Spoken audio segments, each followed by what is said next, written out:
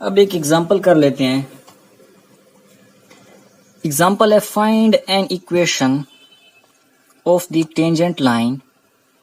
एक equation find करें tangent line की टू द पैराबोला।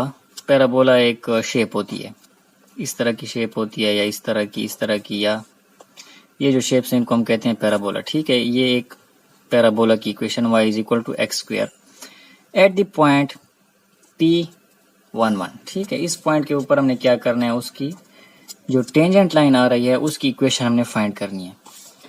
तो सोल्यूशन देखते हैं। पहले देखते हैं कि हमें गिवन क्या चीज़ है। गिवन जो चीज़ है वो हमें पहले फंक्शन गिवन है कि y is equal to x square. तो इसको मैं लिख देता हूँ कि f of x is equal to x square, ये फंक्शन गिवन है। इसके अलावा हमें क्या दिया गया है कि एक पॉइंट दिया गया है P11 और a यहाँ पे क्या होगा हमारे पास, a इज इक्वल टू 1। अगर पॉइंट हम a ले रहे हैं ना, पहले जो हमने अभी मैं पढ़ा गया हूँ पिछला टॉपिक, इसमें मैंने जो पॉइंट यूज़ किया है वो a पॉइंट यूज़ किया है, a and f of a। ठीक है, तो 1 1 है तो x की जो वैल्यू है उसको मैं a ले लूँगा। तो यहाँ पे a इज इक्वल टू 1 है। तो पॉइंट 1 के ऊपर हमने क्या करना है, उसका स्लोप फाइंड करना है। अब टेंजेंट लाइन का जो स्लोप था उससे हम किस तरह लिखते थे, फार्मूला मैंने अभी डिराइव किया कि m is equal to limit x approach करेगा a, limit x approaches to a, f of x minus f of a divided by x minus a। अब f of x is equal to x square है, f of a हमने find करना है। तो f a हमें दिया गया है कि वो 1 है, तो f ऑफ a क्या हो जाएगा, f of a is equal to f of 1 जो क्या जाएगा 1 का स्क्वायर इज इक्वल टू 1, क्योंकि f of x is equal to x square है तो 1 का स्क्वायर इज इक्वल टू 1 आ जाएगा।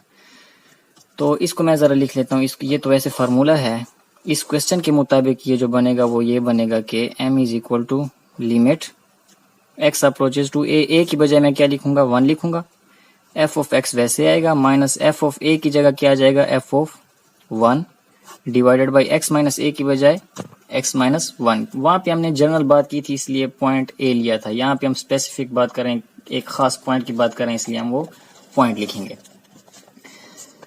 तो अब क्या कर लेते हैं, हम इसमें वैल्यूज पुट कर लेते हैं। m is equal to limit x approaches to 1, f of x की वैल्यू क्या है, x square minus 1 divided by x minus 1। Direct limit apply करूंगा तो डिनोमिनेटर 0 हो जाएगा और अनडिफाइंड केस आ जाएगा, लिमिट एग्जिस्ट नहीं करेगी। तो इसलिए क्या करते हैं, हम इसे सिंप्लीफाई कर देते हैं। ऊपर फार्मूला ओपन कर देंगे हम, लिमिट x अप्रोचेज टू 1, इसको मैं लिख सकता हूँ एक्स स्क्वायर माइनस 1 स्क्वायर, 1 का स्क्वायर दोबारा 1 आ जाएगा इसलिए मैं उसे 1 स्क्वायर लिख रहा हूँ।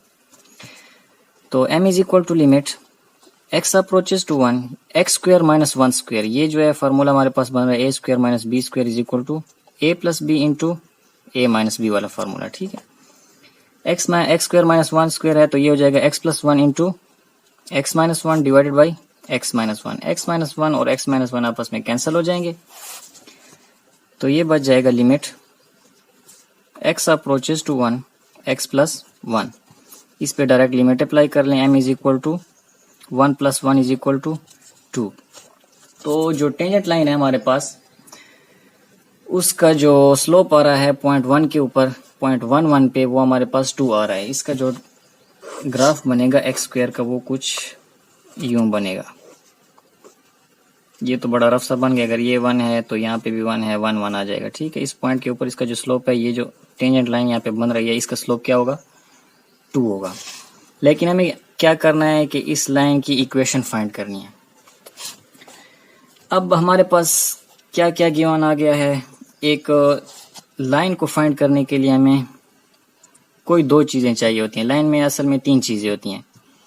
एक तो उसके 2 एंड पॉइंट्स होते हैं, 2 एंड पॉइंट्स हों या कोई भी पॉइंट्स हों। ठीक है, 2 पॉइंट्स होते हैं, उसमें 2 पॉइंट्स होंगे तो लाइन बनेगी। या हमें क्या हो, एक पॉइंट गिवन हो और उसके साथ उसका स्लोप गिवन हो। अगर ये पॉइंट गिवन है और उसका स्लोप हमें बताया गया कि उसका स्लोप 1 है तो बस इधर से ये एक स्ट्रेट लाइन हम ड्रा कर सकते हैं। अगर ये पॉइंट गिवन है, इसका स्लोप -1 है तो बस ये हम क्या कर लेंगे, यहाँ पे एक लाइन ड्रा कर सकते हैं। यानी कि या तो हमें स्लोप गिवन हो और उसके साथ एक पॉइंट हो, या तो 2 पॉइंट्स गिवन हो, तब हम क्या कर सकते हैं, लाइन की इक्वेशन फाइंड कर सकते हैं। इनके अपने फार्मूला हैं।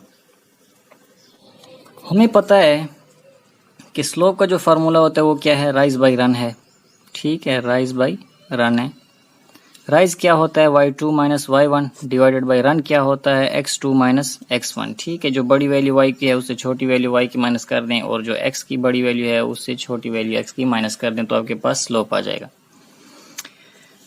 अब हमारे पास क्या है यहाँ पे, इसी से जो है हम क्या कर सकते हैं, अगर 2 पॉइंट्स हमें गिवन है, स्लोप मालूम करके हम क्या कर सकते हैं, उसका इक्वेशन ऑफ लाइन फाइंड कर सकते हैं। लेकिन हमें क्या दिया गया है, एक स्लोप दिया गया है और उसके अलावा सिर्फ और सिर्फ एक पॉइंट दिया गया है।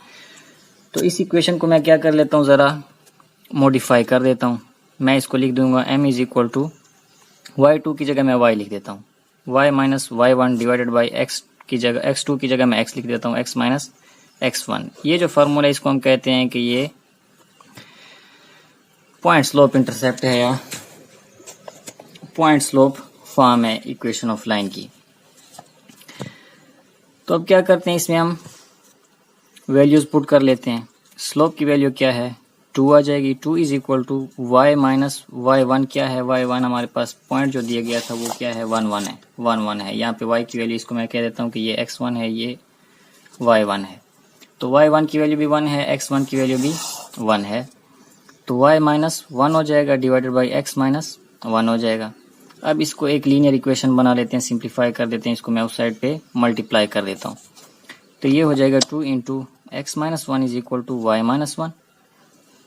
इसको मैं ज़रा क्या कर देता हूँ, सिंप्लीफाई कर देता हूँ। y minus 1 is equal to 2x minus 2 हो जाएगा, या मैं इसे लिख सकता हूँ कि y इज इक्वल टू, ये 1 उस तरफ जाके ऐड हो जाएगा, 2x माइनस 2 प्लस 1। रीराइट कर देता हूँ, y is equal to 2x minus 1। तो ये जो इक्वेशन आई है हमारे पास टेंजेंट लाइन की इक्वेशन आ गई, y is equal to 2x minus 1। अब ये जो पैराबोला की एग्जांपल की है उसका ज़रा हम ग्राफ देख लेते हैं। फंक्शन दिया गया था हमें y is equal to x square. ये हमारे पास एक पैराबोला बने है जिसका हमने स्लोप फाइंड किया था किस पॉइंट के ऊपर, 1 1 पे। ये रहा 1 1 पॉइंट।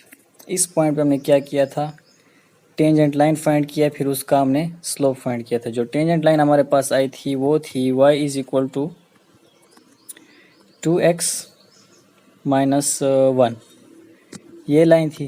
तो अब देखें ये जो लाइन है एग्जैक्टली उसी पॉइंट से गुजर रही है, 1 1 से ही गुजर रही है, और ये टेंजेंट लाइन है। उसके अलावा ये इस लाइन को कहीं पे टच नहीं कर रही, सिर्फ और सिर्फ इसी एक पॉइंट पे इसको टच कर रही। अब इसे अगर हम जूम करें इसी पॉइंट के ऊपर, बहुत ज़्यादा मैं जूम कर लेता हूँ, तो हमें क्या पता चलता है कि वो एक जो कर्व थी एक्स स्क्वायर हमारे पास क्या थी, एक कर्व बनी हुई थी ना। लेकिन जब मैं इसे जूम करता हूँ तो ये बिल्कुल एक स्ट्रेट लाइन की शक्ल इख्तियार कर गई है, और यहाँ पे वो टेंजेंट लाइन और वो कर्व जो हैं वो बिल्कुल एक, दोनों एक सेम ही लाइन बन गई हैं। तो हम कह सकते हैं कि इस पॉइंट के ऊपर जो टेंजेंट लाइन का जो स्लोप है वही इस पॉइंट के ऊपर इस कर्व का भी स्लोप है। यानी कि इस पॉइंट के ऊपर पॉइंट 1 1 पे या पॉइंट ए के ऊपर जो कर्व का स्लोप है, जो कर्व का स्लोप है वो सेम है उस टेंजेंट लाइन के स्लोप के। यानी इस पॉइंट पे जो टेंजेंट लाइन है उसका स्लोप और इस पॉइंट के ऊपर जो कर्व का स्लोप है वो दोनों सेम है। तो मकसद ये है डेरिवेटिव्स का कि किसी भी पॉइंट के ऊपर अगर हमने स्लोप फाइंड करना है तो उसके लिए हम क्या करते हैं, डेरिवेटिव्स का यूज़ कर सकते हैं। पहले हम टेंजेंट लाइन फाइंड कर लेते हैं, फिर टेंजेंट लाइन का जो है स्लोप हमें मालूम हो जाता है, और वो टेंजेंट लाइन का जो स्लोप होता है वो उसी पॉइंट का भी, कर्व का उस पॉइंट के ऊपर स्लोप होता है।